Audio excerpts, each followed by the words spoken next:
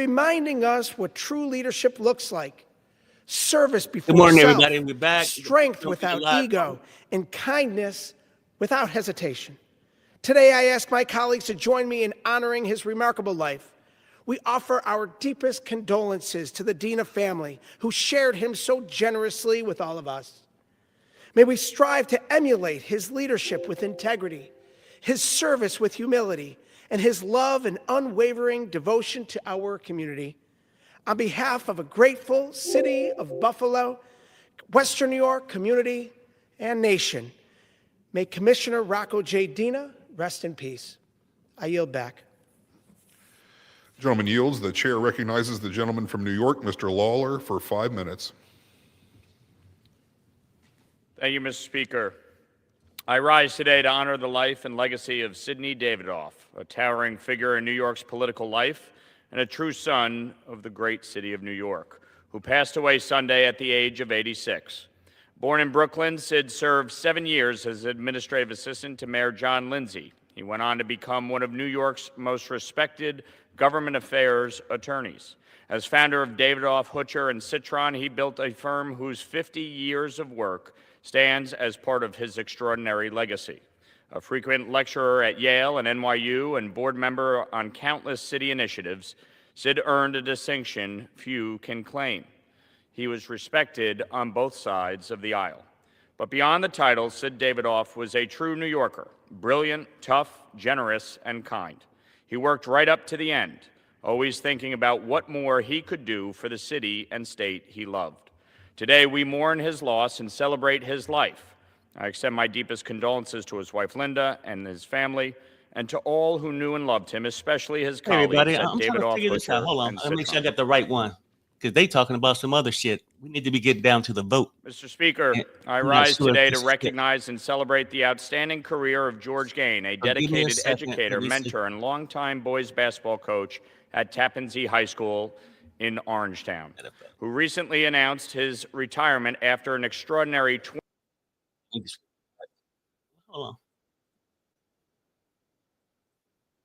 programs in the region, guiding his teams to an impressive 301 and there we go. Anyway, let me see if I can find this right one.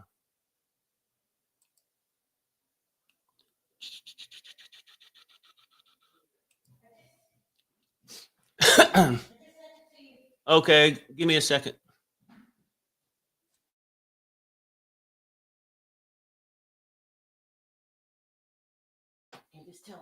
Okay. Hold on, everybody. I think I had the wrong link. Let me try to get this right link for a second.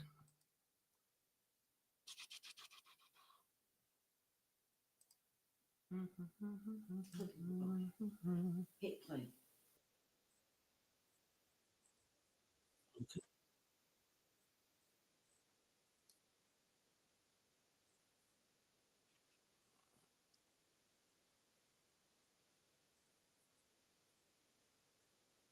Each member other than the majority and minority leaders and the minority whip limited to 5 minutes, but in no event shall debate continue beyond 1:50 p.m. The chair recognizes the gentleman from Pennsylvania, Mr. Joyce, for 5 minutes.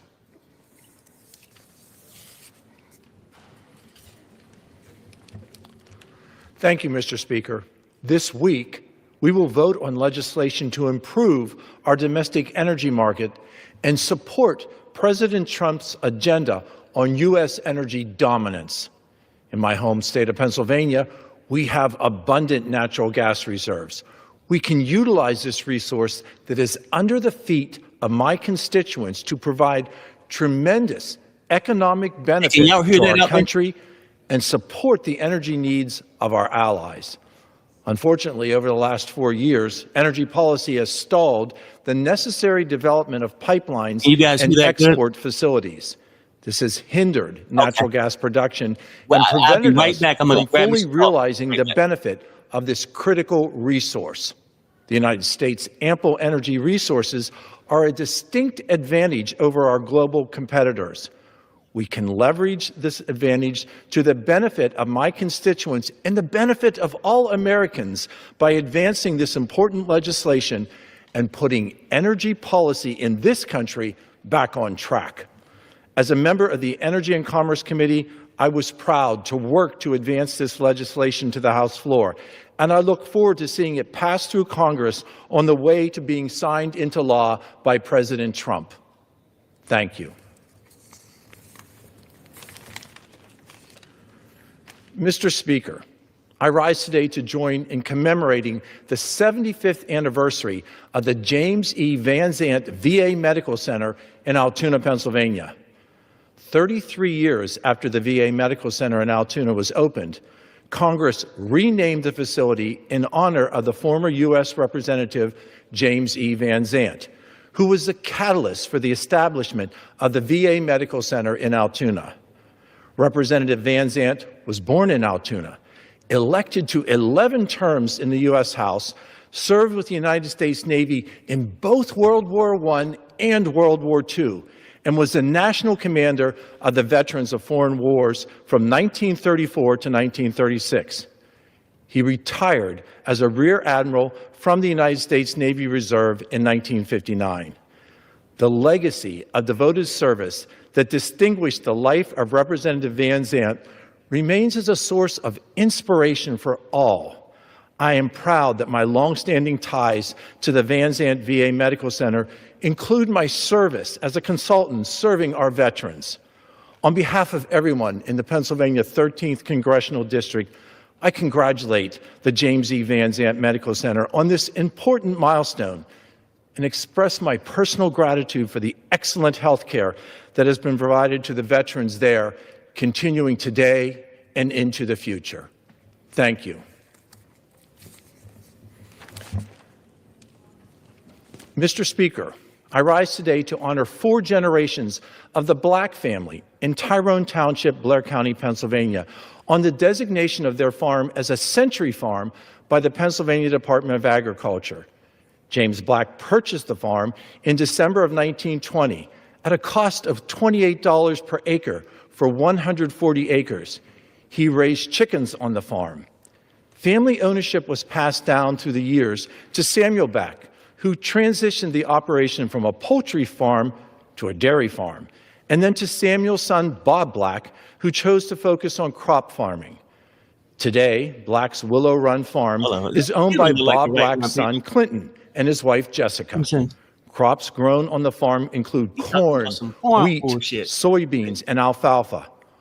On behalf of everyone in Pennsylvania's 13th Congressional District, I offer heartfelt congratulations to all members of the Black family on this notable recognition and express gratitude for their enduring commitment to one of Pennsylvania's most vital industries, and that is agriculture. Thank you.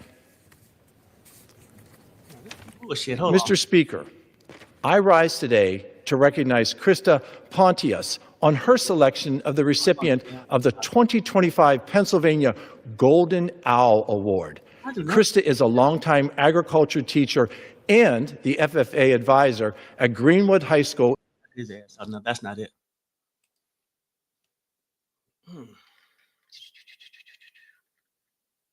Sorry, everybody.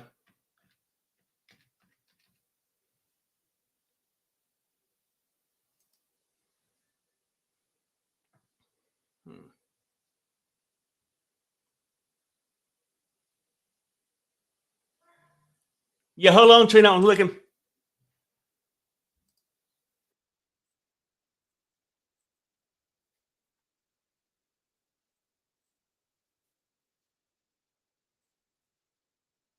Okay.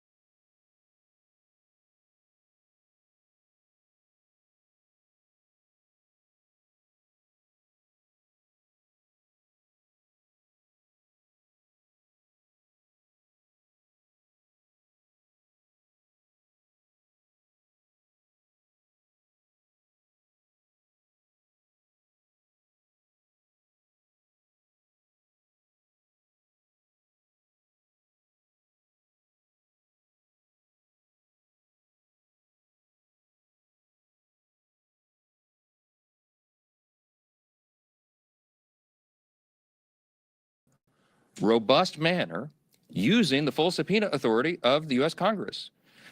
From the very beginning, our side has been All right, insistent everybody. that this I matter finally must be found it. handled Sorry about very that. carefully You haven't missed and anything. with the utmost Now, I'll caution be and right care back. Let me get for this the coffee. victims. I just wanted to make sure We want maximum transparency. We have always been about that. We want every single person who had any scintilla, there's any scintilla of evidence that they were involved in the Epstein evils, they need to be brought to justice, and it should have been done a long time ago. We need to find out who those people are. But in the meantime, you have to remember there are real people's, innocent people's lives at stake here, and young victims who don't want to be dragged into this political game because it could hurt further what they've already endured. They would be made to suffer more harm if Congress is not careful in what we're doing. And unlike our very important work that's underway in the House Oversight Committee, the Hey, can everybody hear Democrat-led this? discharge petition would carelessly dump thousands of documents without proper protections for the Before I innocent. get coffee, I want to make sure everybody I brought a can hear. chart in here this morning. I want to illustrate for you what we are concerned with. Now, I was a federal court litigator. The members of our House Judiciary Committee, Republicans in particular, have Okay, cool. many of these concerns. You have Chairman Jim Jordan and attorneys like Chip Roy, who's running for Attorney General of Texas now. You have Brad Knott, who's a former federal prosecutor, many members on the committee. Andy Biggs is running for governor of Arizona. They're lawyers, and they understand that the way the discharge petition was drafted is haphazard and dangerous. This is why we have been opposed to this point, okay? And I could be here for a long time going through all the details of it, but the big concern we've all had all along is that the House bill, if it's passed in its current form and it was signed into law, it is dangerously flawed. And our problem and our frustration is there's no way for us in the House to amend it or correct these problems because the authors of the discharge will not allow it. And that's one of our great frustrations. Let me just very quickly, we have a legal document that the lawyers, we have all drafted to explain all this, but let me give you five quick, maybe the top 5 concerns about it, and there are more. But as drafted, the discharge petition, it fails to fully protect victim privacy. I'm going to read you an excerpt out of our legal document we put together to explain all this. Congress should give the Attorney General broader authority to redact all the victim information. The discharge doesn't do that. This would prevent the release of information that could be used to unmask victims who have chosen to remain anonymous. Now, you have some very brave women who have come forward and put their names and faces out there and done press conferences and explained that justice is overdue, and our hearts go out to them, and they are heroes. But you have as many as 1,000 women, by some of the accounts, who may be caught up in this. And the vast majority of them have not come forward, probably for obvious reasons. They don't want to be unmasked. But the discharge petition doesn't have adequate protections. It risks re-victimizing those who were trafficked and exploited. And the courts have recognized this concern, by the way. I'll read you a quick excerpt. On August 20th of this year, Judge Richard Berman of the Southern District of New York issued an order denying the DOJ's request to release Epstein grand jury materials, noting, quote, names and identifying information of victims appear in the subject materials, unquote. Judge Berman then quoted a letter related to the victims' concerns, which stated the following, quote, transparency cannot come at the expense of the very people whom the justice system is sworn to protect, unquote. And importantly, the judge quoted a letter from one of the victims. In the proceedings, she is named as Jane Doe 2. She said this is one of the victims, quote, I beg the court to make sure it is of the utmost priority that in any sort of release, all and every detail that could possibly reveal our identities be redacted. The victims of Epstein's evils deserve that protection, and the discharge does not currently provide. Okay? Number 2, the discharge petition could create new victims. Okay? Because it requires the DOJ to release information even in cases where the DOJ or the FBI has already reviewed it and determined it is not credible. It is false information.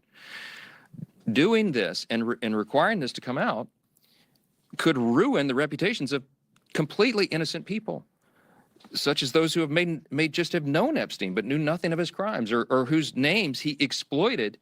Think of this, innocent people whose names he exploited and used to try to get close to his intended victims. Their names may be in these files, and they had nothing to do with this. And so by just haphazardly releasing it, you're going to destroy their reputations. Releasing information containing the names of innocent people would subject those innocent people to a guilt by association. It would create an entirely new group of victims who have no means to clear their names. That's a concern of Congress, and it should be. It should be. Number three, the discharge in its current form fails to prohibit the release of child sexual abuse materials. That is a term of art. It's called CSAM, okay? It's defined in the U.S. Code. The discharge is so haphazardly written because remember, it's just a political exercise for these guys. They don't seem to care about this, but they cited the wrong section of the U.S. Code. So when they say that we don't want child pornography to come out, child sexual abuse materials, of course, we don't want that released. They wrote this thing so quickly that they cited the wrong section. So you know what that means? It means that it doesn't really bestow any real legal authority on the Attorney General to redact those materials. And that would compel the DOJ to release that stuff into the public. Every single person in this room knows that's wrong and you should stand against it. But that's what the discharge says. Number four, it jeopardizes the future federal investigations of the United States. Why? Because the discharge only allows the Attorney General to redact limited portions of records that could publicly identify individuals who are promised confidentiality. In this scenario, you're talking about whistleblowers, you're talking about confidential informants who came forward and gave information and evidence in exchange for agreeing to have their identities not revealed. Violating confidentiality, imagine the chilling effect that would have on future investigations. Who's going to want to come forward if they think Congress can take a political exercise and reveal their identities? Who's going to come talk to prosecutors? It's very dangerous. It would deter future whistleblowers and informants. And the release of that could also publicly reveal the identity, by the way, of undercover law enforcement officers who are working in future operations. Dangerous stuff, and they seem not to care. And by the way, I'm going to remind you again, we went to the authors. We asked the authors of discharge to change this, and they said jump in the Potomac, all right? Number five, national security concerns, okay? The discharge requires the Attorney General to release within 30 days, quote, classified information to the maximum extent possible. This ignores the principle that declassification should always rest, and always has rested, with the agency that originated the intelligence. Why? So that they can protect their critical sources and methods. It is incredibly dangerous to demand that officials or employees of the DOJ declassify materials that originated in other agencies and intelligence agencies.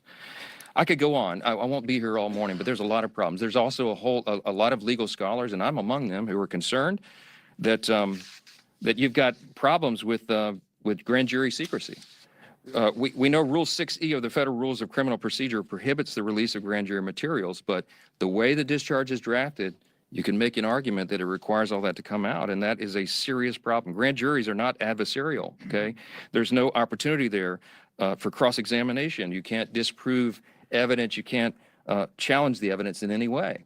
And if Congress goes in and breaks that seal and just starts releasing sensitive grand jury materials and allegations like that, it raises a risk that the grand jury process will be politicized in the future. And that's a whole other danger that we could talk about all day. I'm gonna wrap this up and just say that Republicans support maximum transparency. We always have. The President of the United States supports maximum transparency. You've heard him say it in his own words. But he has had the same concerns that I've just articulated here, and we've talked about that. All of us have had these concerns, and we understand that we have a responsibility to innocent people and victims that is not properly guarded by the discharge petition. And that's why we're so incensed about that. We've got to make sure that we disclose the names of anybody who aided or conspired in any way with Jeffrey Epstein. But at the same time, you've got to make sure that innocent people are protected. So we have to do this in a way that doesn't violate victim privacy, that doesn't create new victims, that doesn't disclose the names of any whistleblower or informant, that causes the release of grand jury materials or child sexual abuse materials, or undermines our national security. And I think everybody of good conscience and common sense would say, of course you have to do that. But here we are. So the discharge petition got its 218th signature, and it is going to go forward. It is going to pass because it only takes 218. And we know that the Democrats have disregarded all these concerns, and they're going to move it forward anyway. So all the people of good conscience here say, we've registered our concerns. We stated our opposition as long as possible, but we're also for maximum transparency. So what am I to do as a leader in a situation like this? I called my counterpart in the Senate, Leader Thune, and I talked him through this with him and shared our deep concerns. And of course, they share those concerns as well.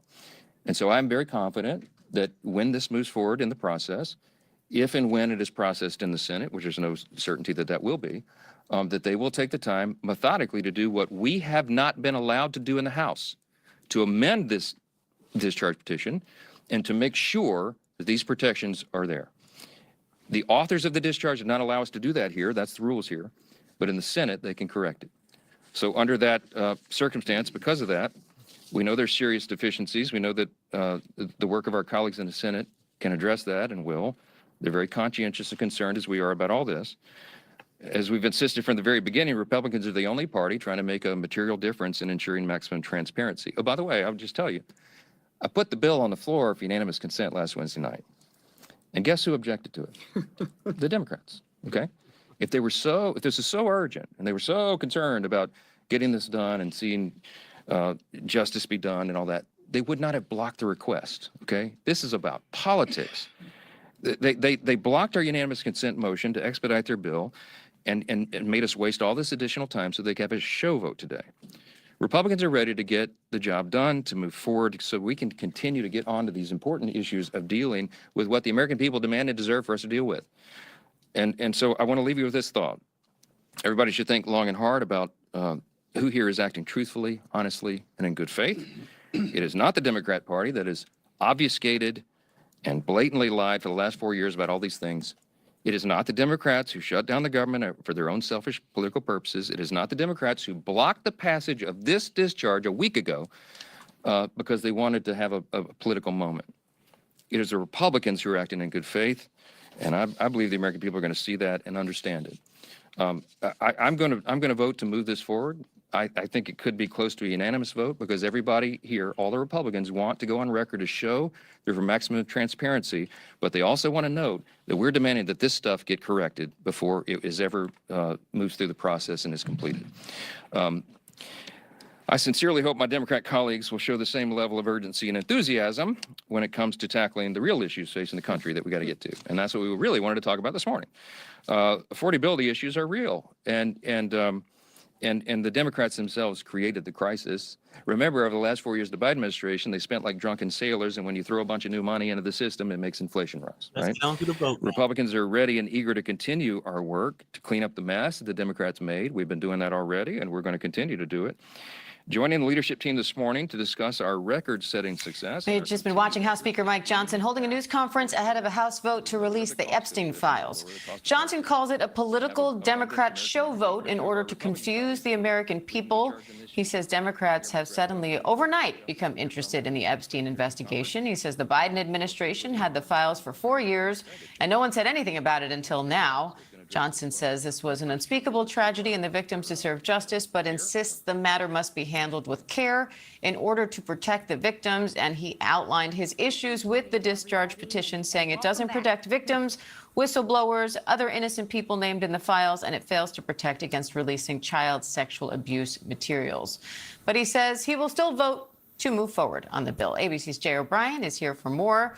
Jay, one of the Epstein survivors who just spoke on Capitol Hill talked about hitting legal roadblocks in this case during the Obama administration, the first Trump administration, the Biden administration. So why is this vote happening now?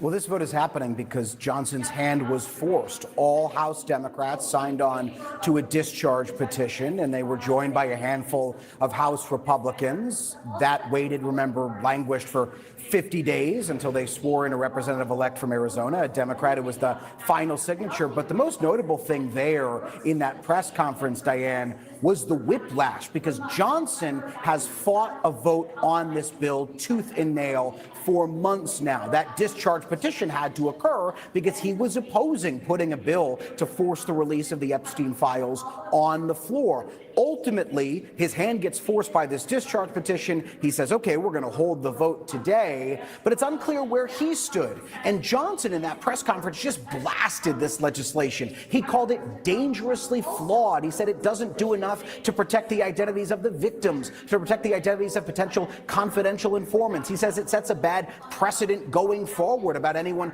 cooperating in law enforcement investigations from this point onward, that Congress could pass legislation that would release files of those investigations, on and on and on. He lit this legislation up, Diane, and then he said, he's still going to vote You say for something, it. Terrell? And the vast remember that majority of the little thing that I Republican couldn't go to conference, the we main channel expect, and turn is it down? going to vote for this because some are under pressure from their constituents. They had promised transparency about this Jeffrey Epstein issue on the campaign trail, as President Trump and his allies did as well. And also because this issue has been thrust into the national conversation. And President Trump, over the weekend, after opposing this, And then you can go back to your other screen. Okay. What I was saying is basically what he's saying is, hey, we want the vote. The Republicans want the vote also. We believe in transparency, but we're worried that it's going to affect innocent victims, meaning politicians could be falsely accused. Now, I feel like their back is up against the wall.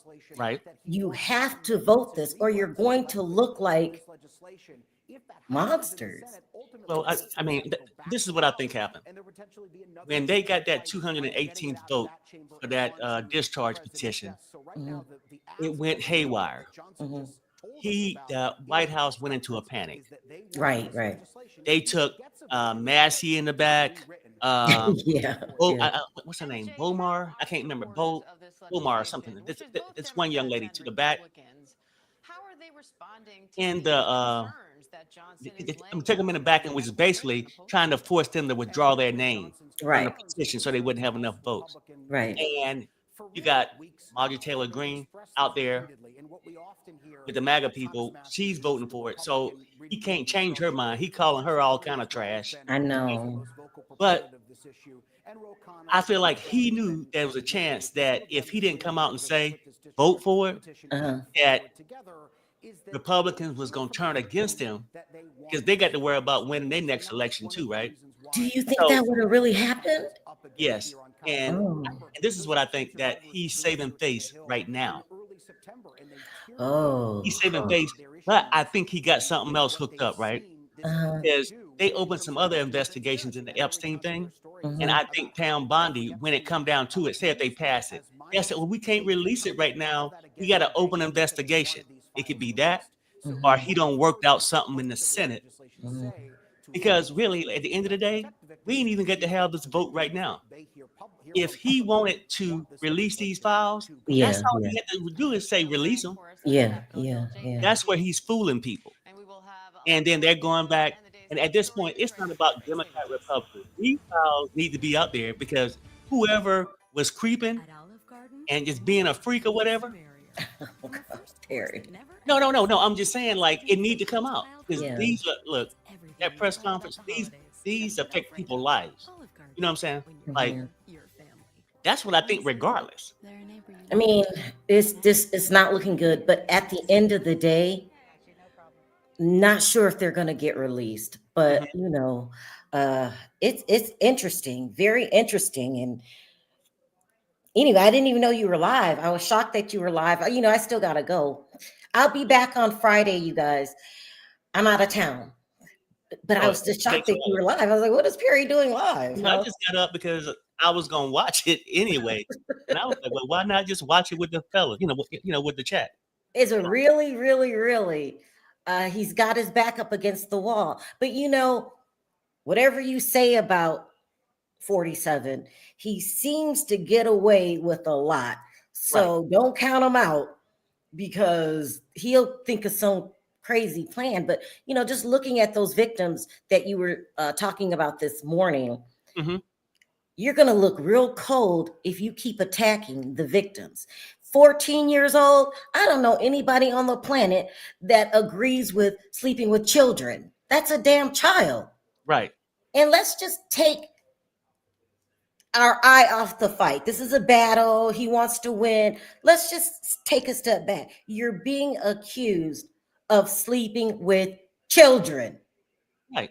So you better, what's the word? Exonerate yourself. And it's not like that's one of the worst crimes that could ever happen. Go ahead.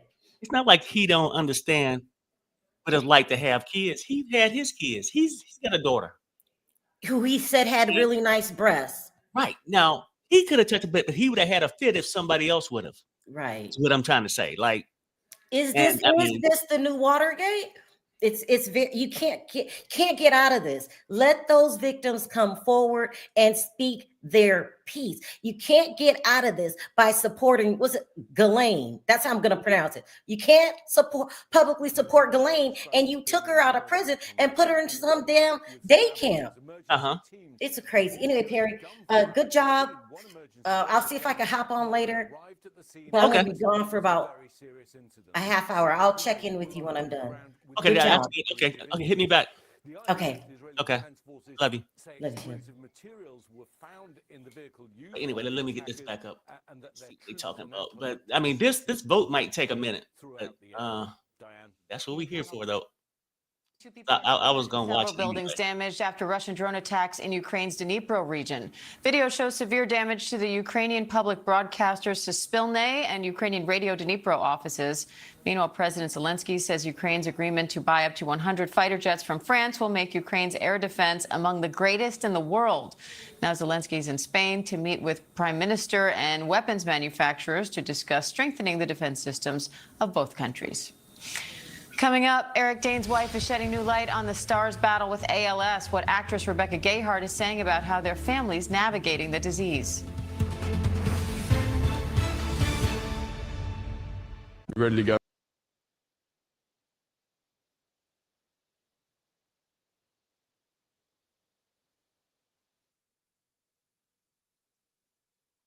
Yeah, let's do that. Well, anyway. But I mean, that's basically what's going on so far. We're sitting here waiting on the vote to come through. It may be an hour, 2 hours, because you're going to hear a lot of nonsense. We did this, we did that. And I don't give a damn what side you on, Democrats, Republicans. We ain't got time to hear none of that. At this point, get to the voting, get to releasing those files. And I don't give a damn if 15 Democrats come on it, 2 Republicans, whatever. Whoever did the dirty deed need to be exposed, period. Nobody's caring about that other stuff they want to make it out to be. We need to win some votes here or there. Just release the files. That's what Trump ran on. He ran on that. That he was going to, basically drop these files out. Let me see. I think I got a clip on that too. Let me see. With him saying that. Video files. Where Trump at?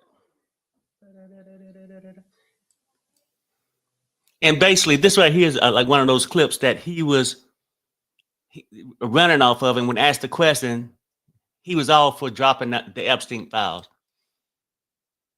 A lot of people are very interested in the footage of UFOs. The Pentagon has released a few videos, and there's been anecdotal reports from fighter pilots. So a lot of people want to know, will you help push the Pentagon to release more footage, which a lot of people claim is available? Oh, yeah, sure, I'll do that. I would do that. I'd love to do that. I have to do that. But they also are pushing me on Kennedy. And I did release a lot, but I had people come to me and beg me not to do it. But I'll be doing that very early on. But I would do that. There's a moment where you had some hesitation about Epstein, releasing some of the documents on Epstein. Why the hesitation? I don't think I'm not involved. I never went to his island, fortunately. But a lot of people did. Why do you think so many smart, powerful people allowed him to get so close? He was a good salesman. He was, was a hale and hearty type of guy. He had some nice assets that he'd throw around, like islands. But a lot of big people went to that island. But fortunately, I was not one of them. It's just very strange for a lot of people that the list of clients that went to the island has not been made public. Yeah, it's very interesting, isn't it? Probably will be, by the way. Probably. So if you're able to, you'll be... Yeah, I'd certainly take a look at it. Now, Kennedy's interesting because it's so many years ago. They do that for danger too, because, it endangers certain people, et cetera, et cetera.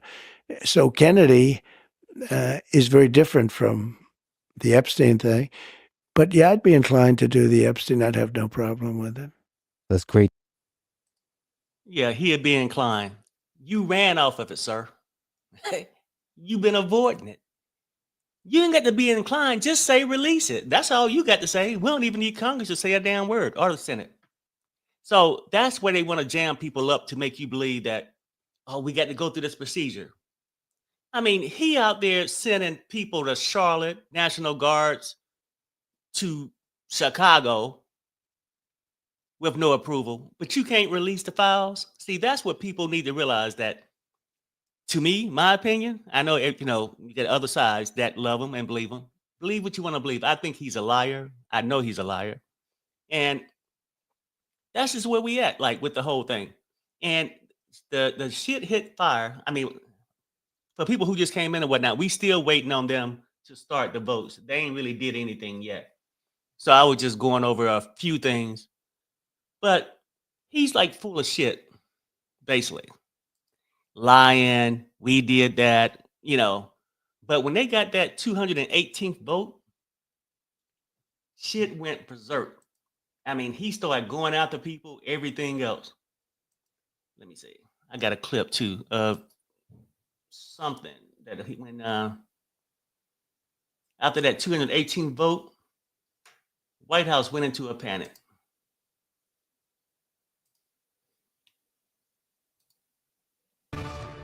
Breaking news, CNN has learned there will be a meeting today inside the White House as aides try to manage a potential House vote on the release of the Epstein files. This comes, of course, just hours after Democrats on the Oversight Committee released emails from Jeffrey Epstein himself mentioning Donald Trump by name multiple times. I want to get straight to CNN's Caitlin Polance. Caitlin, what are you learning?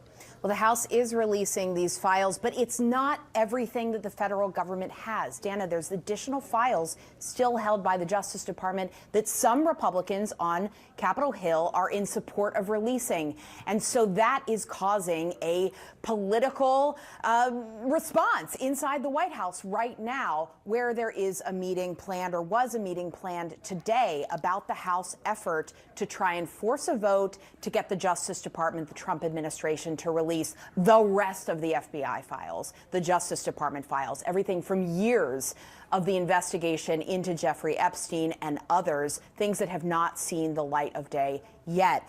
What one source tells me, we have multiple sources confirming that this meeting is happening, but what one source tells me is that this meeting was planning to include some key figures from the Justice Department: the FBI Director Kash Patel, the Attorney General Pam Bondi, the Deputy Attorney General Todd Blanche, and then one of those Republicans in support of transparency, Republican Representative Lauren Boebert of Colorado. So what might happen at this meeting if Boebert could be swayed in a different direction on wanting transparency here? That is all something that is going to be at issue, and that the White House is clearly concerned about, having discussions about it. On top of that, Dana, another thing to remember here is that the Justice Department has tried many different ways to distract from releasing the full Justice Department files. They tried to get grand jury records out there. Blanche talked to Ghislaine Maxwell, a co-conspirator in Florida.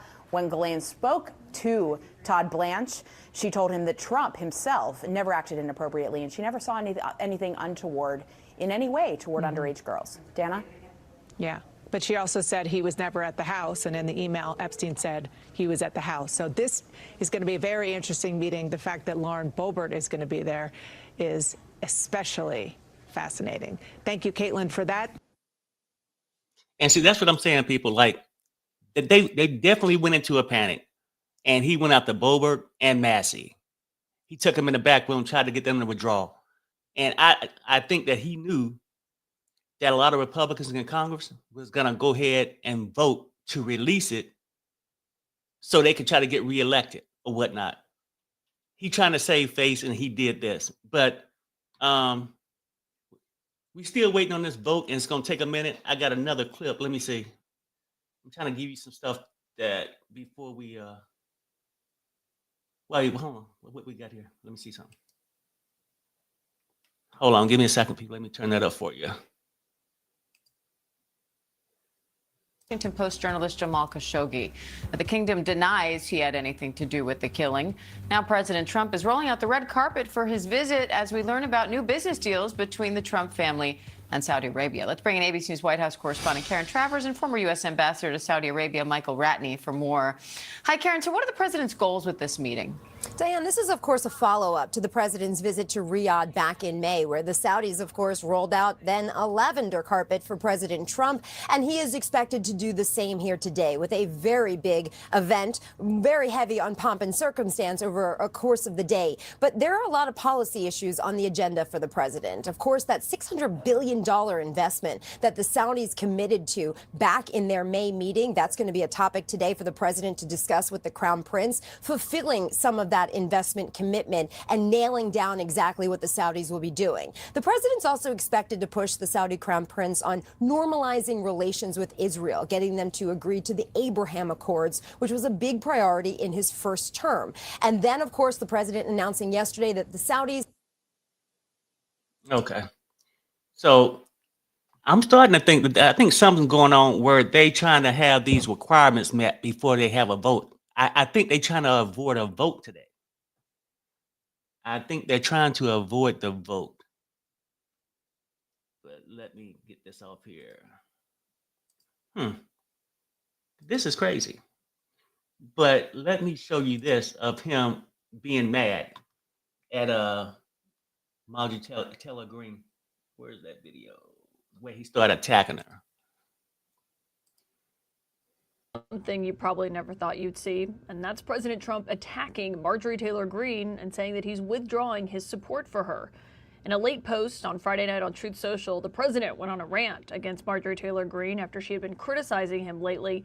And he said that despite all the accomplishments he says he's achieved for the United States since retaking office, he says, quote, "All I see wacky Marjorie do is complain, complain, complain." The president claims that he sent Marjorie Taylor Greene a poll showing that she shouldn't run for senator or governor in her home state of Georgia, something that has been a big question lately. And he says that ever since then, she has told many people that she is upset that he doesn't return her phone calls anymore. But then he cites all of the people that are in Congress and how busy he is. And he says, in leading an otherwise normal life, I can't take a ranting lunatic's call every day. Here's what MTG had to say. President Trump just attacked me and lied about me. I haven't called him at all, but I did send him these text messages today. Apparently, this is what sent him over the edge, the Epstein Files. And of course, he's coming after me hard to make an example to scare all the other Republicans before next week's vote to release the Epstein Files. She goes on to say, I have supported President Trump with too much of my precious time, too much of my own money, and fought harder for him even when almost all of the Republicans turned their back and denounced him. But I don't worship or serve Donald Trump. Now, of course, this comes after Marjorie Taylor Greene has been critical of the White House, saying that they need to stop doing so much focus on foreign policy. They need to focus more on domestic policy, what the president had been running on the campaign trail. And also where she broke with the president, including in interviews with me, saying that despite he says there's virtually no inflation and that grocery prices are down, she's argued the opposite. She's also broken with the White House when it comes to how they've handled the Jeffrey Epstein saga, as that's been playing out as well. And see, that's the crazy part too. And that's what I think why he's saying, go ahead. He's trying to act tough, like I have nothing to hide. Republicans in Congress, go ahead and vote for it. Vote yes on it so we can release it. But it don't require a vote. Just go ahead and say release them. Stop playing the games. And people go in denial. They'll say, oh, well, he's trying to save his friends. It sounds like a person trying to save themselves, right? And he did a complete 180 on this situation as far as, oh, no, he don't want to release him. Hold on, let me see. I got another clip too of him just saying release it. It's sort of wild. But people do believe, oh, no, he had nothing to do with it. The fastest way to prove you didn't have nothing to do with it is to release the files. Why be afraid if you have nothing? You could be his friend, but if they ain't got you in between the sheets and doing anything else, Why not release the files? That's the part I don't understand. Why not release the files? President Donald Trump now says House Republicans should vote to release files in the Jeffrey Epstein case. Trump had been fighting the proposal as more Republicans backed releasing the files, but that changed Sunday night. On social media, Trump wrote, quote, "We have nothing to hide." It's a rare example of Trump backtracking and follows a fierce internal fight within the GOP over the files, including a split with Georgia Congresswoman Marjorie Taylor Greene, a longtime Trump supporter. The bill would require the Justice Department to release all files and communications related to Epstein, as well as information about the investigation into his death in federal prison. Information about Epstein's victims and any ongoing federal investigations would be allowed to be redacted. The president's shift is an implicit acknowledgement that there are enough votes in the House to release the files, though its future in the Senate remains unclear. So, people, this is what I think going on right now. They're in the back room trying to work out something before they put the vote out there to make sure innocent congressmen and senators aren't hurt by this. What you mean, innocent people? These women have been hurt. If they innocent, the record would show they innocent. Like, just because your name in there don't mean you did nothing.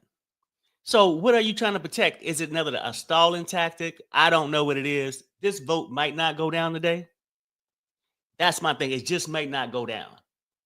And a lot of people do say that they probably were just playing games with it. With the, let me see what we got here. Let me see what they're saying. But did he only change his mind when this became a done deal?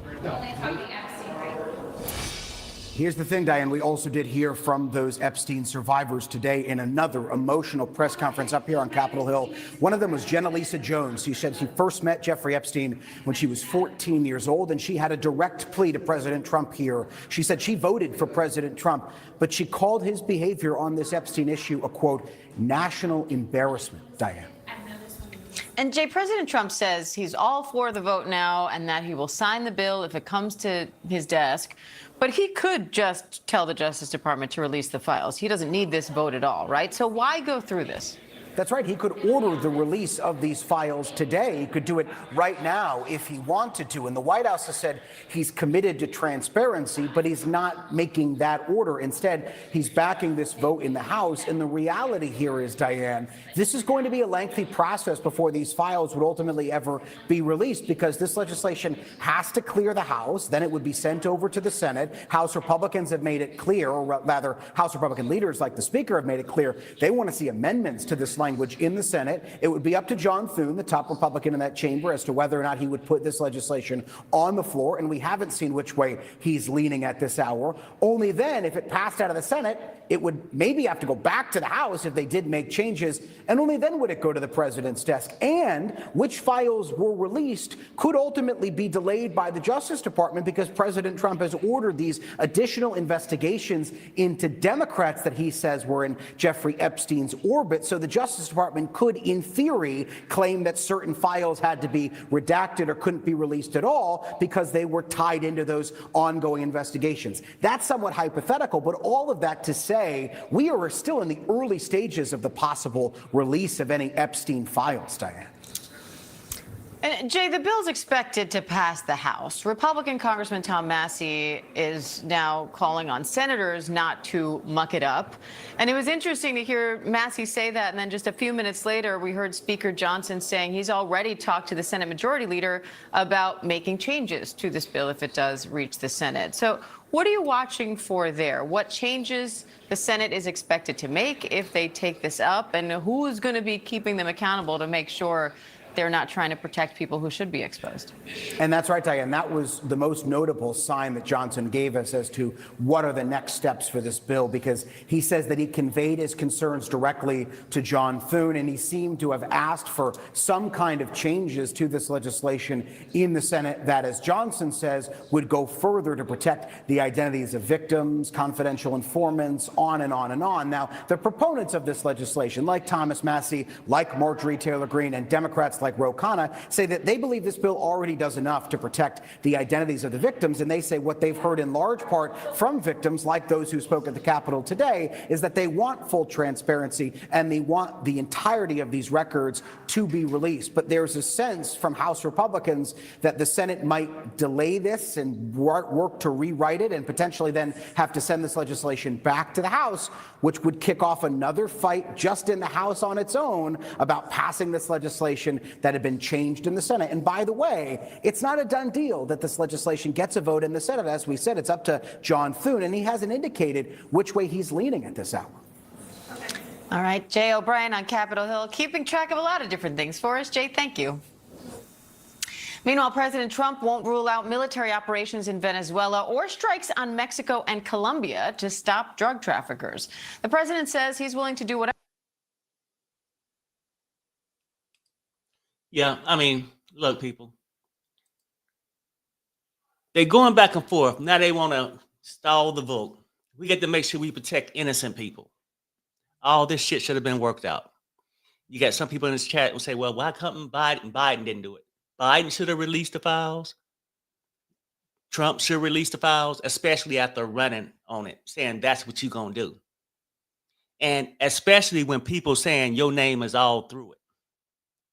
Wouldn't you want to prove the point like, hey, my name was in there, I hung out with the guy, but I wasn't with no underage girls or boys, you know, because he is sort of wild. We don't know what Trump doing. But,